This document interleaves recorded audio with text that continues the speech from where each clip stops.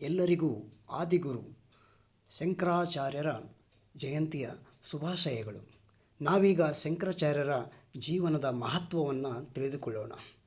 ಇವರು 5ನೇ ಶತಮಾನದಲ್ಲಿ ಕೇರಳದ ಎರ್ನಾಕುಲಂ ಹತ್ತಿರದ ಕಾಲಾಡಿ ಎಂಬ ಗ್ರಾಮದಲ್ಲಿ ನಂಬೋದರಿ ಎಂಬ ಬ್ರಾಹ್ಮಣ ದಂಪತಿಗಳಿಗೆ ಇವರು ಜನಿಸ್ತಾರೆ.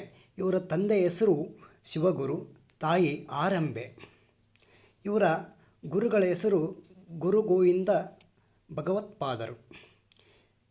ಇವರು 7ನೇ ವಯಸ್ಸಿನಲ್ಲೇ ಬ್ರಹ್ಮಸೂತ್ರದಲ್ಲಿ ಅವರು ಪಾರಂಗತರಾಗ್ತಾರೆ. ಆಮೇಲೆ ವೇದ ಅಧ್ಯಯನ, ಉಪನಿಷತ್ತುಗಳನ್ನು ಅಧ್ಯಯನ ಮಾಡಿ ಇವರು ಅದ್ವೈತ ಸಿದ್ಧಾಂತವನ್ನು ಪ್ರತಿಪಾದಿಸುತ್ತಾರೆ.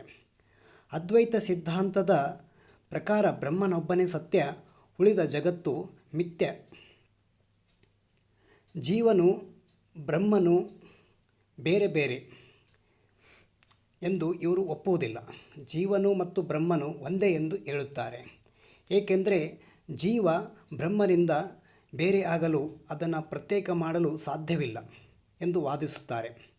ಜಗತ್ತು ಒಂದು ಮಾಯೆ, ಬ್ರಹ್ಮ ಮಾತ್ರ ಸತ್ಯ ಎಂದು ಇವರ ಒಂದು ವಾದವಾಗಿದೆ.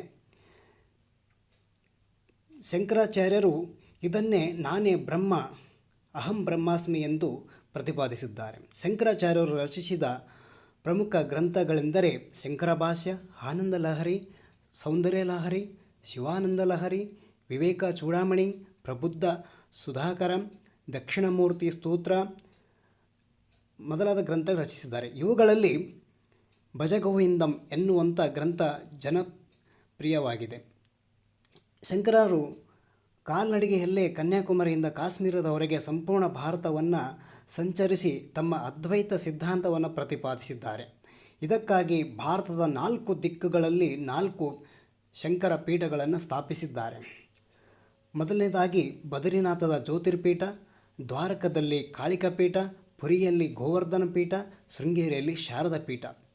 ಈ ರೀತಿ ಸಂಪೂರ್ಣ ಭಾರತದಲ್ಲಿ ತಮ್ಮ ಒಂದು ಜ್ಞಾನದ ಒಂದು ಪ್ರಭಾವದ ಮೂಲಕ ನಶಿಸಿ ಹೋಗುತ್ತಿರುವ ಹಿಂದೂ ಧರ್ಮವನ್ನು ಪುನಃ ಸ್ಥಾಪನೆ ಮಾಡುವುದರ ಮೂಲಕ ತಮ್ಮ ಒಂದು ಧಾರ್ಮಿಕ ಒಂದು ಸುಧಾರಣೆಗೆ ಒಂದು ಕೈಗನ್ನಡಿಯಂತೆ ಇವರ ಒಂದು ಕಾರ್ಯಗಳು ನಮಗೆ ಕಾಣಸಿಗುತ್ತವೆ.